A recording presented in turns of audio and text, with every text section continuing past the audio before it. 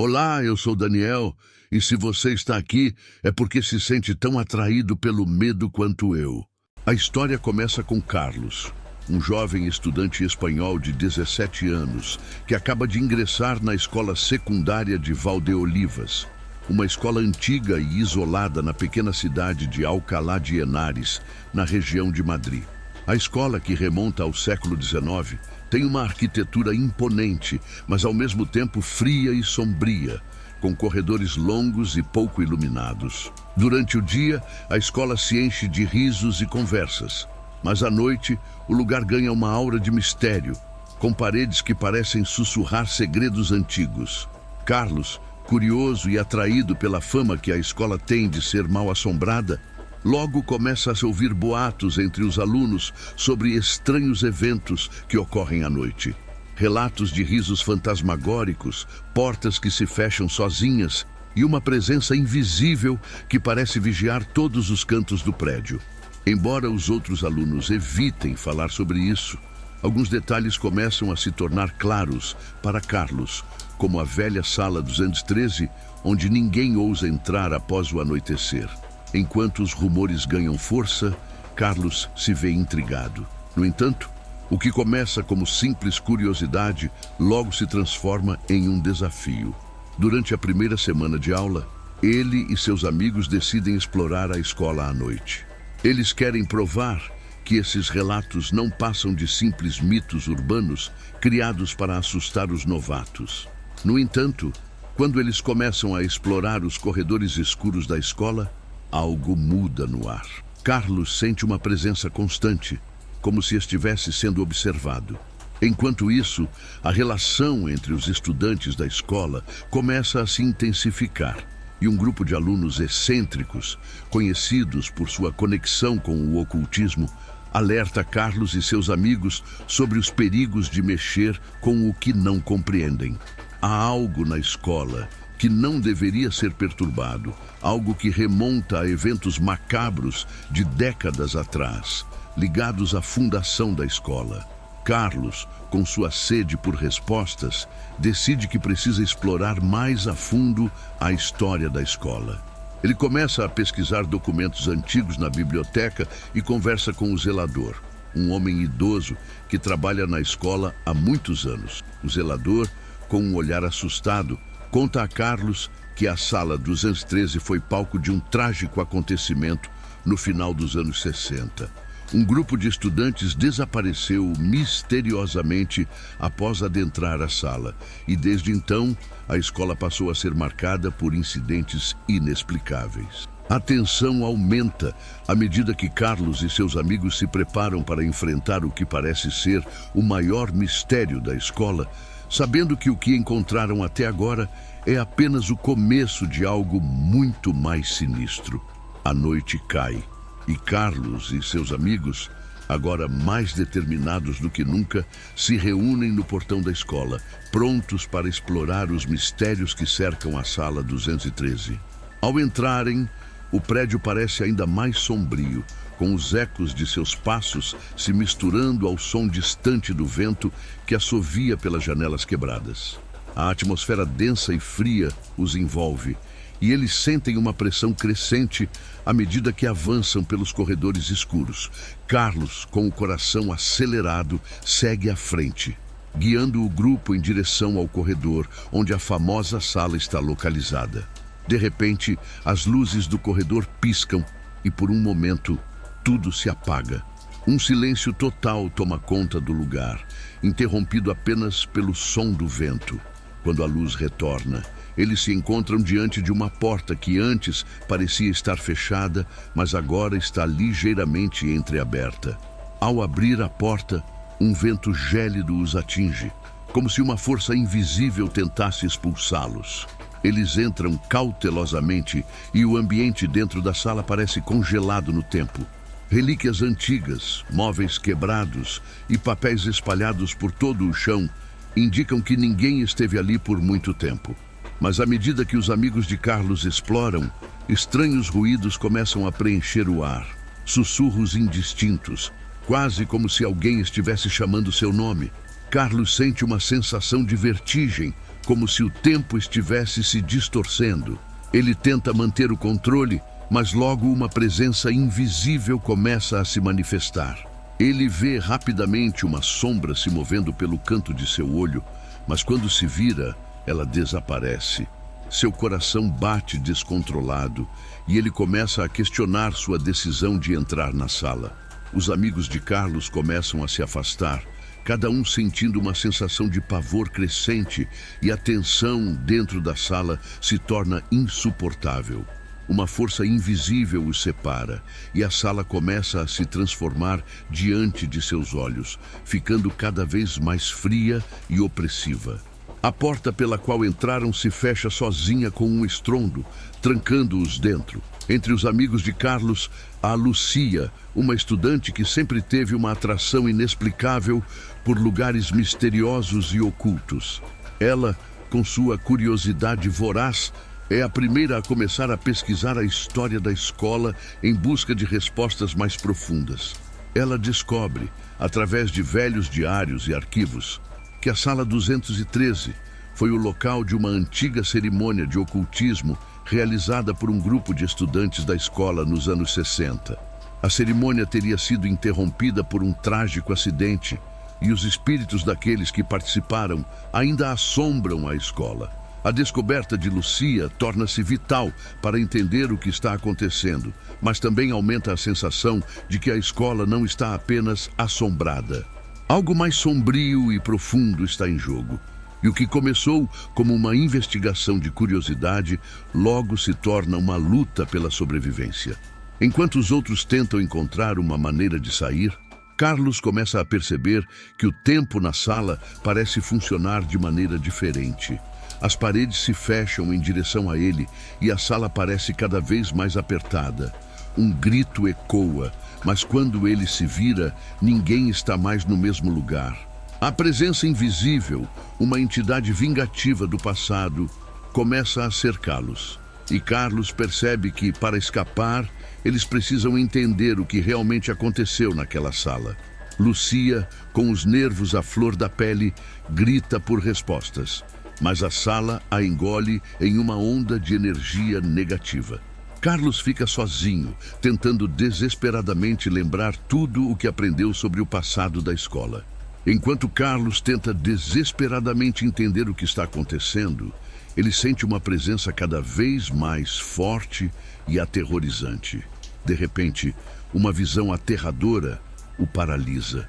Ele vê os fantasmas dos estudantes desaparecidos, envoltos em sombras, flutuando ao redor da sala. Eles estão distorcidos, suas expressões faciais congeladas em agonia, como se estivessem presos entre o mundo dos vivos e o dos mortos. No meio do caos, uma voz sussurra o nome de Carlos, e ele percebe que está sendo chamado por algo ou alguém. Ele segue a voz, movendo-se em direção a uma parede que parece ter sido construída recentemente. Quando toca a parede, a superfície se dissolve, revelando uma passagem secreta que leva a uma sala subterrânea, oculta sob a escola. A passagem secreta leva Carlos a uma sala que não deveria existir. Lá ele encontra uma antiga biblioteca com livros empoleirados em estantes cobertas de poeira. O ar está pesado e ele sente que algo sombrio e maligno o observa. Carlos encontra um livro que parece ser o ponto central de tudo. Um diário antigo de um estudante que participara da cerimônia de ocultismo. As páginas revelam que, durante a cerimônia, os estudantes invocaram uma entidade maligna e algo deu terrivelmente errado. Eles tentaram parar, mas o ritual não foi completado, deixando os espíritos dos envolvidos presos na escola. Ao ler as palavras do diário, Carlos sente uma onda de culpa, como se tivesse inadvertidamente liberado esses espíritos ao entrar na sala 213. A tristeza e o desespero tomam conta dele, pois ele agora sabe que os amigos estão em perigo, e ele é o único que pode fazer algo para impedir que o mal se espalhe. De repente, a porta da biblioteca se fecha sozinha, e uma sombra gigantesca começa a se formar na parede à frente de Carlos. Ele percebe que a entidade invocada pelos estudantes ainda está viva. E mais do que isso, ela está ciente da presença de Carlos. A revelação é chocante. Os fantasmas não são apenas vítimas, mas também partes de uma força que está se alimentando do medo dos vivos. Carlos, agora com o peso da responsabilidade sobre seus ombros, deve confrontar a entidade, liberar as almas presas e, ao mesmo tempo, encontrar uma maneira de salvar seus amigos antes que o espírito se apodere completamente da escola. A tensão atinge um ponto insustentável e Carlos sente que seu tempo está se esgotando. A entidade começa a se manifestar fisicamente, tomando forma e avançando em sua direção, enquanto os sussurros crescem em um grito ensurdecedor. Carlos, agora completamente imerso na luta pela sobrevivência, sente o peso do terror envolvendo-o. Ele está em um estado de pânico, mas ao mesmo tempo, uma coragem inesperada começa a emergir dentro dele. Ao enfrentar a entidade, ele percebe que, para vencer, não pode agir por puro medo. Ele precisa encontrar dentro de si uma força emocional, algo que o conecte ao seu próprio passado e ao que realmente importa. Com a pressão crescente, Carlos decide que a única maneira de quebrar o ciclo de tormento da escola é confrontando diretamente a entidade. Ele lembra-se do diário que encontrou, onde os estudantes anteriores haviam feito uma tentativa de interromper o ritual, mas falharam. A chave estava na intenção. Os estudantes não haviam terminado o ritual, e sem isso, a entidade se mantinha prisioneira entre o mundo dos vivos e o dos mortos. Carlos, com o coração acelerado e as mãos suadas, decide que precisa completar o ritual, mas desta vez ele não invocará a entidade. Ao contrário, ele procurará fechá-la para sempre, usando o conhecimento adquirido no diário. Enquanto Carlos se prepara para completar o ritual, ele é forçado a confrontar seus próprios medos. Ele lembra-se de um momento de sua infância, quando teve que enfrentar algo semelhante, um pesadelo recorrente que o atormentava, mas que, ao ser encarado de frente, se dissipou. Esse momento de reflexão, essa superação pessoal, o faz entender que não é o medo, mas a coragem diante dele que o ajudará a vencer. Com uma sensação de determinação renovada, Carlos começa a preparar o local. Ele usa o diário como guia, enquanto tenta dissipar a energia maligna que emana da sala. Seus amigos, que estavam perdidos em uma espécie de transe, começam a despertar lentamente, confusos e aterrorizados. Lucia, que havia sido separada do grupo, encontra Carlos e, sem palavras, se junta a ele na tentativa de terminar o que os outros não conseguiram. Enquanto eles avançam no ritual, a entidade se torna mais agressiva, tentando interferir. Carlos sente um frio intenso, como se sua alma estivesse sendo puxada, mas mantém a concentração. Ele começa a perceber que, à medida que o ritual avança, a presença da entidade começa a se dissipar. A sala, que antes estava em uma completa escuridão, começa a ganhar luz à medida que a entidade é forçada a recuar. Durante o processo, Carlos percebe que, para liberar os espíritos presos na escola, ele também terá que fazer um sacrifício. A entidade exige um preço, e esse preço será a vida de um dos presentes. Carlos sabe que ele pode ser o único a sobreviver, mas a escolha de deixar que o mal continue ou salvar seus amigos pesa sobre seus ombros. A dor e a tristeza de uma possível perda o afetam profundamente, mas ele também sabe que, para que todos se salvem, ele precisa fazer o que é necessário. Com o coração apertado, Carlos faz uma decisão difícil. Ele não consegue abandonar seus amigos, mas também entende que o ritual precisa ser completado para que a escola seja finalmente libertada. O sacrifício, embora não físico, é emocional. Ele escolhe enfrentar o sofrimento e continuar, sabendo que as vidas de todos podem depender dessa última ação. Carlos e Lucia estão na última etapa do ritual, sentindo a pressão da entidade em cada respiração. A sala 213, antes silenciosa, agora está repleta de uma energia palpável, como se o próprio espaço estivesse se distorcendo. As paredes tremem, os móveis se movem sozinhos e as luzes piscam intermitentemente. A cada passo que Carlos dá, a sensação de perigo cresce e ele sabe que o momento decisivo está próximo. A entidade, uma sombra colossal, começa a se manifestar em sua forma mais grotesca. Ela flutua sobre eles, seus olhos brilhando com uma intensidade demoníaca. E a pressão psicológica que ela exerce sobre Carlos e Lucia é avassaladora. A cada palavra do ritual que Carlos pronuncia, o ar se torna mais pesado, como se o próprio espaço estivesse sendo engolido por uma força obscura. A entidade grita, uma voz tão profunda e estridente que reverbera nos ossos de todos. A sombra se aproxima rapidamente de Carlos, ameaçando engolfá-lo, mas ele não recua. Sua voz se torna mais firme, sua determinação inabalável, enquanto ele continua o feitiço. Lucia, ao seu lado, segura o diário com todas as suas forças, como se aquele pequeno livro fosse a única coisa que os mantinha conectados ao mundo real. De repente, no auge do ritual, as sombras se tornam tão densas que parecem cobrir tudo ao redor deles. Carlos, sentindo o peso do universo sobre seus ombros, recita a última linha do feitiço e, num estalo, a sala 213 se ilumina. A luz é tão intensa que momentaneamente cega os dois. Quando a luz se dissipa, o que antes era um caos de escuridão e pavor, agora se torna um espaço tranquilo e vazio. A entidade desaparece com um último grito, seu poder dissipando-se como fumaça. Carlos e Lucia caem de joelhos, exaustos, mas aliviados. O ar ao redor deles se acalma e a sensação de terror que antes os envolvia desaparece. A escola está finalmente em paz, os espíritos libertados. Mas o que realmente aconteceu com a entidade? E o que mais havia por trás de tudo isso? Quando a tensão se dissipa, Carlos se levanta, olhando em volta. A escola, que antes estava cheia de ecos do mal, agora parece silenciosa e vazia. Porém, à medida que ele se aproxima da porta, uma última revelação o surpreende.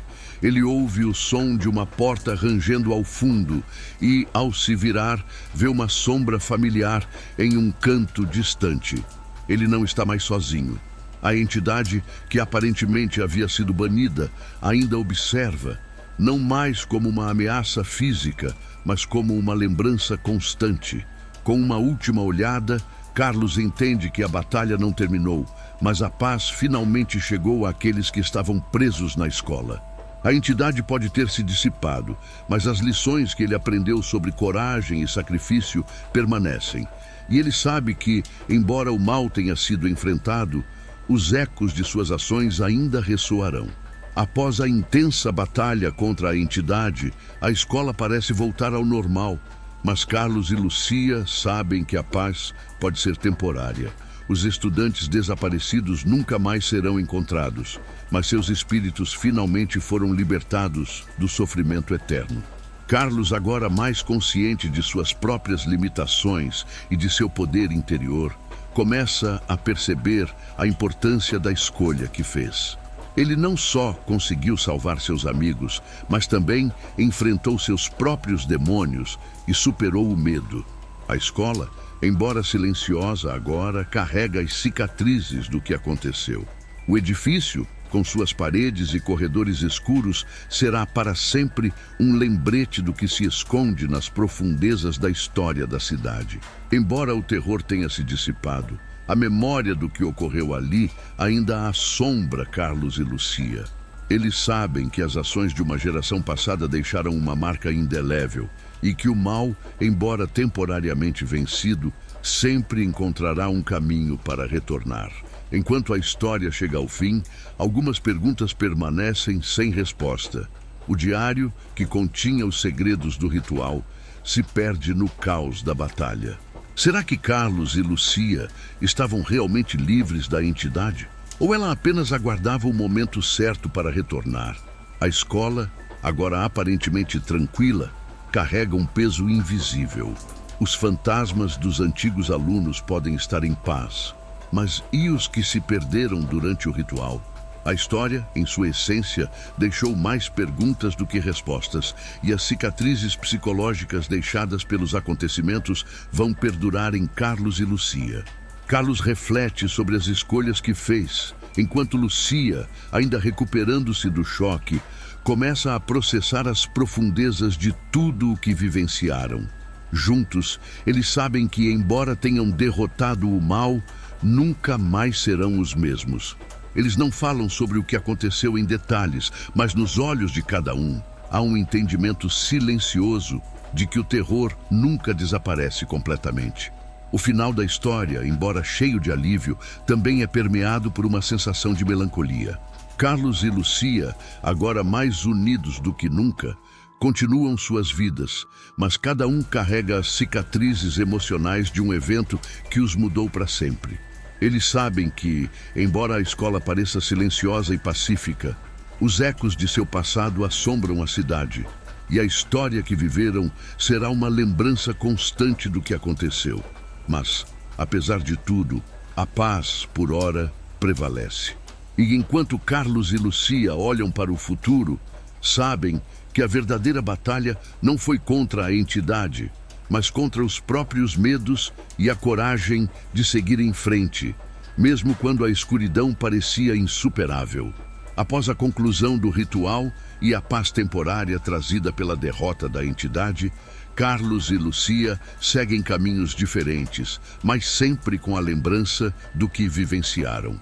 Embora o mal tenha sido aparentemente erradicado da escola, as cicatrizes emocionais permanecem em ambos. A experiência os transformou, e suas vidas nunca mais seriam as mesmas. Carlos, agora mais maduro e introspectivo, encontrou uma nova perspectiva sobre a vida.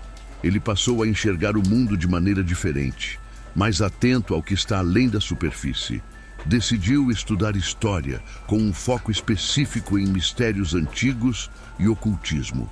Ele sentia que sua missão ainda não estava completa e que seu envolvimento com o sobrenatural não acabaria ali. A escola, embora agora vazia e sem vida, continuava a chamá-lo, como se fosse um lugar de aprendizado e, ao mesmo tempo, de advertência. Lucia, por outro lado, seguiu em frente com sua vida, mas o trauma de tudo o que ocorreu ainda a acompanhava.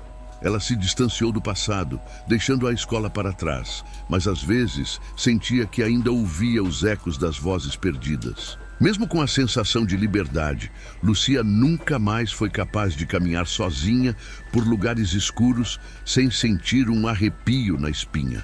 Ela começou a trabalhar como psicóloga, tentando entender os limites da mente humana, mas secretamente se perguntava se o terror que vivera na escola havia deixado uma marca que jamais seria apagada. A lição mais profunda da história de Carlos e Lucia é a importância da coragem diante do medo e a necessidade de enfrentar as adversidades, não só externas, mas internas. O terror que viveram na escola foi mais do que uma luta contra uma entidade sobrenatural. Foi uma batalha contra os próprios limites da mente humana, contra os medos mais profundos e as cicatrizes que carregamos de nossos passados. Carlos aprendeu que, por mais difícil que fosse o caminho, ele precisava continuar, que a luta pela sobrevivência e pela verdade vale a pena, mesmo que o preço seja alto. Ele entendeu que o mal nunca desaparece completamente, mas que, ao confrontá-lo de frente, podemos encontrar uma paz temporária, uma trégua no caos. Lucia, por sua vez, aprendeu que, embora as sombras do passado possam nos assombrar, a verdadeira força está em nossa capacidade de seguir em frente, de não permitir que o medo determine quem somos. Ela descobriu que, ao encarar a dor e o sofrimento, podemos crescer, aprender a lidar com o desconhecido e, eventualmente, encontrar a liberdade. Antes de continuarmos, se você gostou do meu conteúdo, deixe um like, inscreva-se no canal e diga-me nos comentários a que horas você se atreve a ouvir essas histórias macabras. Agora, sem mais interrupções, vamos para a próxima história. Em uma cidade pacata no sul da França, há um colégio antigo e imponente, o Lycée de Saint-Michel. que parece emanar uma aura de mistério. Construído no século XIX, o prédio tem uma história longa e aparentemente tranquila. Seus alunos, embora respeitosos, sempre falam sobre os corredores vazios e as sombras que se movem sem explicação. Muitos, contudo, ignoram essas histórias como sendo apenas superstições de adolescentes. Marie, uma estudante do último ano, sempre foi cética em relação a essas lendas. Inteligente, curiosa e focada nos estudos, ela nunca deu muita atenção aos rumores sobre o colégio.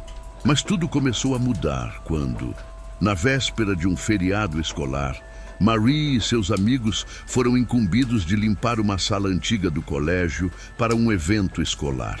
A sala, que nunca era usada, ficava no fundo do prédio, uma ala que raramente era visitada pelos estudantes. Quando entraram na sala, uma sensação de frio percorreu os corpos de todos. O ar parecia pesado e havia algo peculiar no ambiente, como se o lugar estivesse guardando segredos que ninguém deveria saber. Eles começaram a limpar, mas logo perceberam que algo estava errado. As luzes piscavam de maneira irregular e sons inexplicáveis surgiam do nada. A cada passo, a sensação de ser observado aumentava. Alguns dos alunos mais sensíveis começaram a ficar visivelmente nervosos. No entanto, Marie, mantendo sua postura racional, insistiu que tudo não passava de um jogo psicológico, até que uma figura escura apareceu na porta da sala. O olhar da figura era penetrante e parecia que ela observava a todos com uma intensidade sobrenatural. Quando a figura se moveu em direção a eles, o pânico se espalhou rapidamente.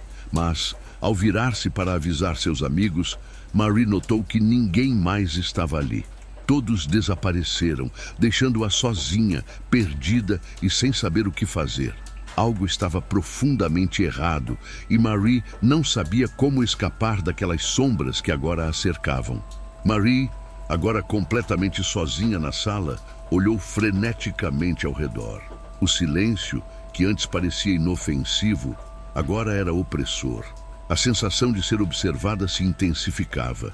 Ela sentia que havia algo mais no colégio, algo que não era humano, algo que estava esperando para ser descoberto. O relógio na parede parecia ter parado e o frio se intensificava a cada respiração.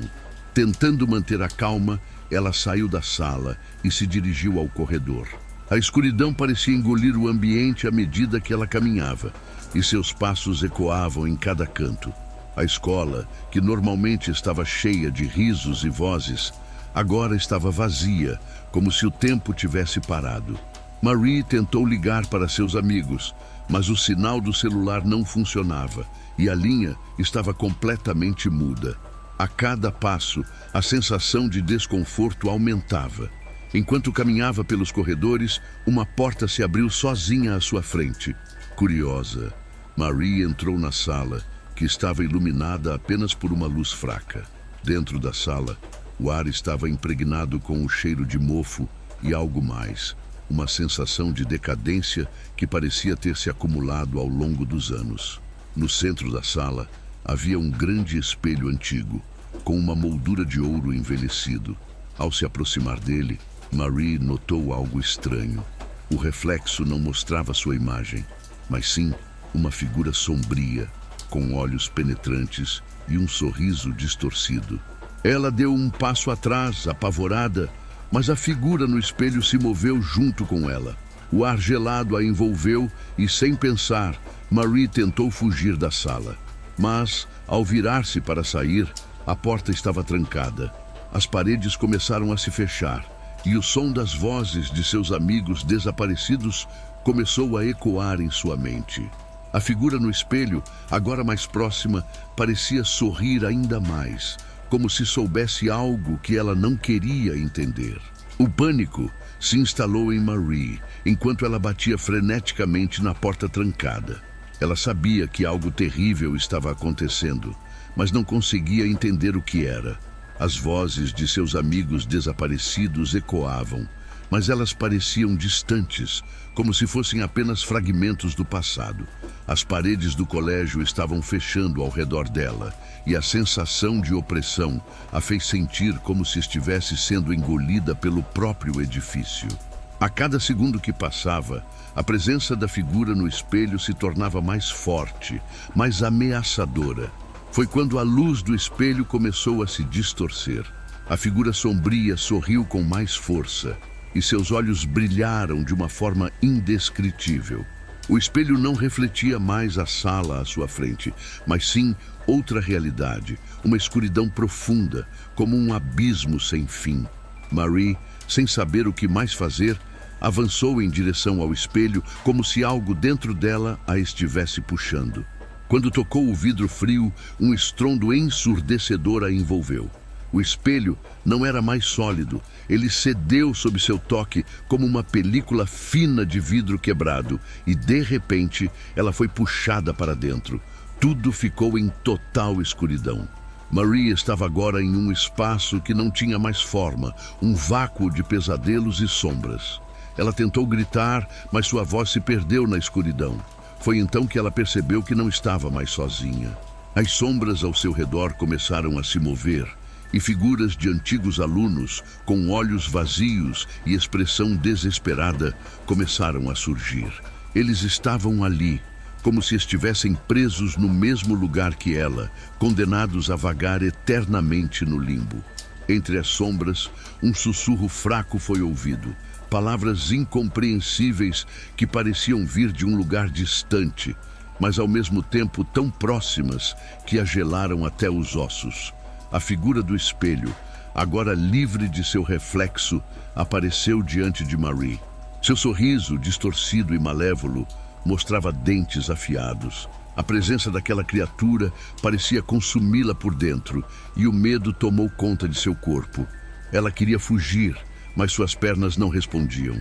Era como se ela estivesse sendo puxada pela própria escuridão, presa em um lugar onde o tempo não existia e a morte era uma ilusão distante.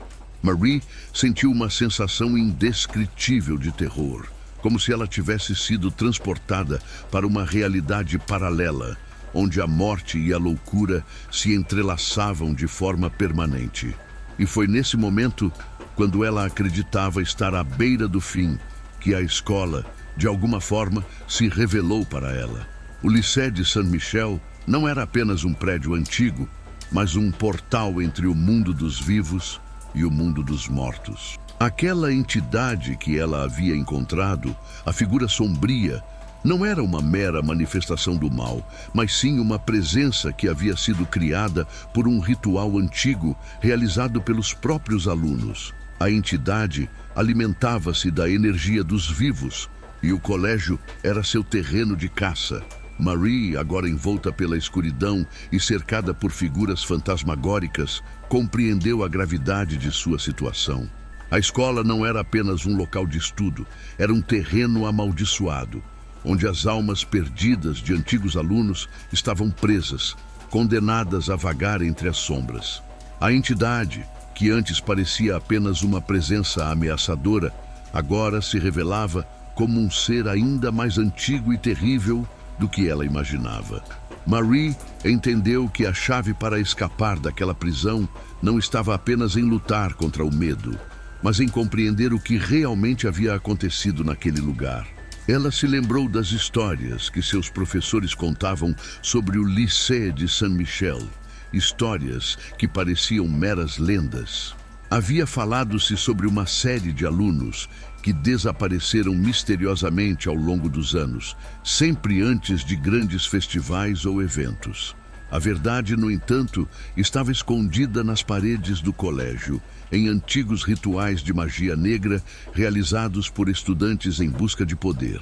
O espelho, que aparentemente estava conectado à entidade, era, na verdade, um portal que conectava o mundo dos vivos ao dos mortos. O medo e o desespero começaram a se transformar em uma força que Marie não reconhecia dentro de si.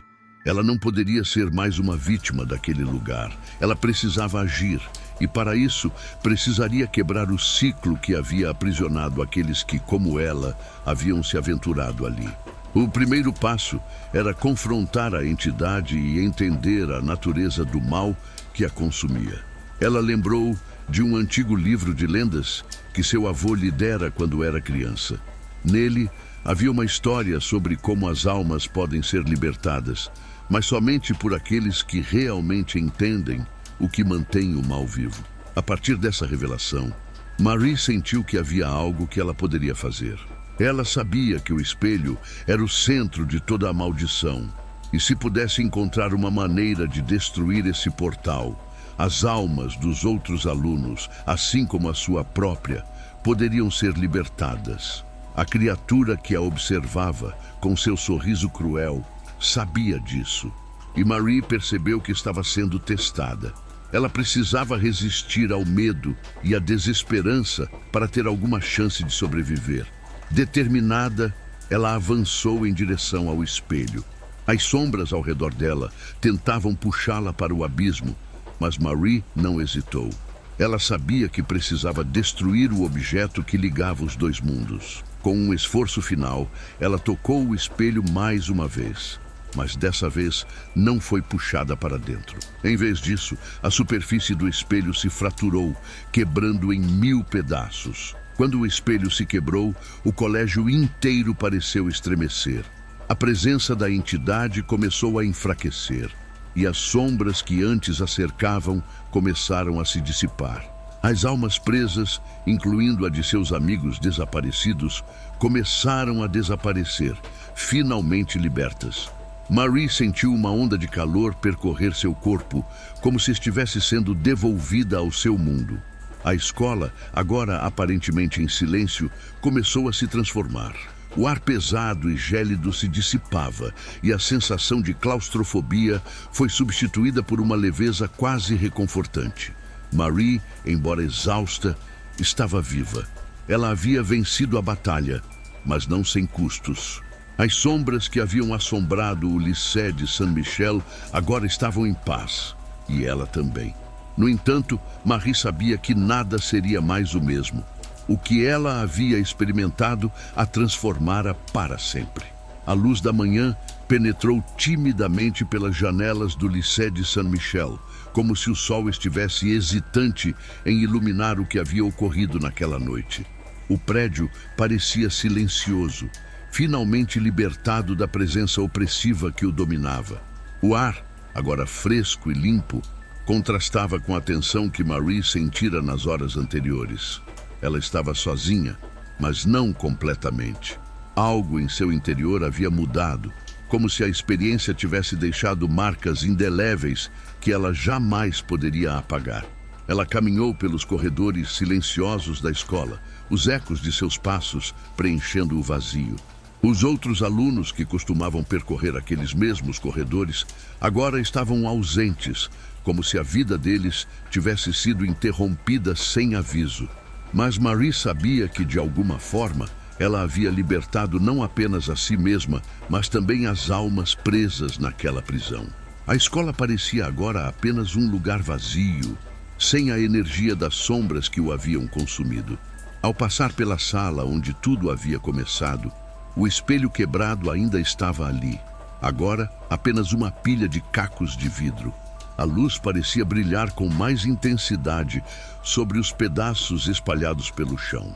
O espelho, que antes fora o portal entre os mundos, agora parecia insignificante, um simples objeto quebrado que não tinha mais poder sobre ninguém. Mas quando Marie se aproximou dos cacos, uma sensação de frio a envolveu novamente, e uma última visão da figura sombria apareceu brevemente em sua mente. Ela piscou e a imagem desapareceu, deixando-a com uma sensação de alívio, mas também de inquietação. O colégio, agora aparentemente normal, estava desprovido de qualquer sinal da presença que antes o dominava. No entanto, o que Marie sentia não era simples alívio. Era como se ela tivesse atravessado um limiar, algo irreversível. A escola estava em paz, mas ela sabia que as cicatrizes de sua experiência iriam permanecer com ela para sempre. Embora tivesse libertado as almas, a experiência deixara uma marca profunda dentro de si. ela jamais seria a mesma. A história do Lycée de Saint-Michel seria lembrada, mas não como uma lenda. Aquilo não foi apenas um conto de terror, mas algo real e incompreensível, um pedaço do abismo que, por um breve momento, se abriu diante dela. A sensação de que o mal não estava completamente derrotado, mas apenas adormecido, persistia em sua mente. Ela nunca esqueceria o que aconteceu naquela noite. Ao deixar o Lycée de Saint-Michel, Marie sabia que o que ela enfrentara ali a havia transformado, mas também a havia fortalecido. As sombras que uma vez a aterrorizavam agora eram apenas lembranças distantes. No entanto, ela não pôde deixar de sentir uma estranha sensação de que algo estava à espreita, apenas aguardando o momento certo para se manifestar novamente. Ela retornou para sua vida, mas no fundo, sabia que havia aprendido algo que nenhum livro ou professora poderia ensinar. O mundo ao seu redor parecia o mesmo, mas ela não olhava mais para ele com os mesmos olhos. Cada sombra, cada esquina escura parecia esconder algo que ela já conhecia bem. O mal nunca desaparece completamente. Ele se esconde, esperando o momento certo para surgir novamente. Marie, agora mais madura e mais consciente do que o mundo poderia esconder, nunca mais foi a mesma garota.